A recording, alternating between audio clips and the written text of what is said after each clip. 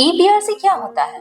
मैंने तो ईडीपीएमएस क्लोज करवा दिया, फिर मुझे ईबीआरसी क्यों इश्यू करना है? मैंने ईबीआरसी इश्यू कर दिया, फिर मुझे डॉक्यूमेंट्स बैंक में क्यों सबमिट करना है ईडीपीएमएस के लिए?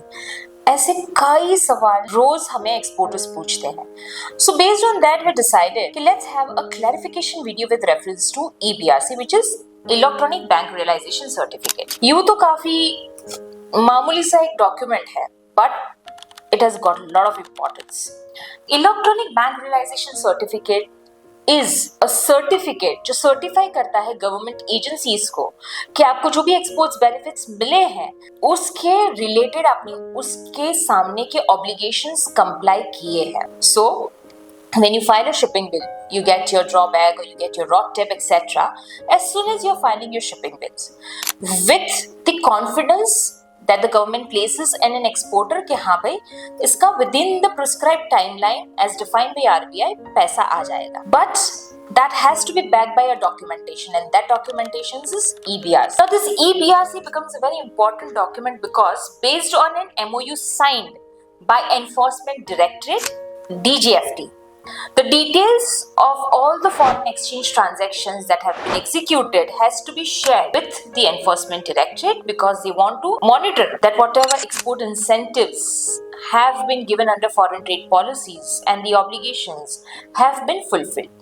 Similar type of MOU has been signed by DGFT with GST department because GST department is also giving a lot of benefits since you are the ones as an exporter promoting the exports of the country. But again, unless and until no one comes up and tells the GST department that this particular obligation has fulfilled against which उन्होंने incentives दे दिए हैं, उन्हें पता नहीं चलेगा.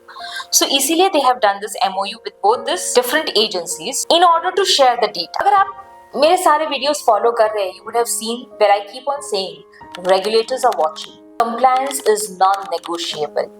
And digitization is making world very small.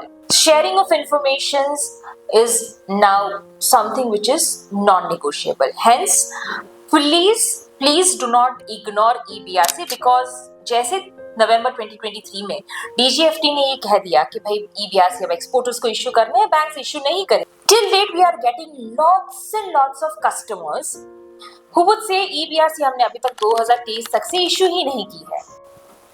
So till date we are getting a lot of queries and questions from the exporters that 2023 के बाद जब से बैंक ने स्टॉप कर दिया EBRC इशू करना और हमें इशू करना, हमने इशू नहीं किया है because incentives मिल गए हैं ना. So people are taking this particular regularization very very lightly, which ideally it should not because as I said Enforcement Directorate और GST Department दोनों ने ही MOU किए हैं with DGFT for sharing of the informations. So please do not take this regularizations or issuance of EBRC very very lightly. It is something which has to be regularly done with lot of discipline and focus. In case if you need any of the assistance in regularizations of this EBRC, please do connect us.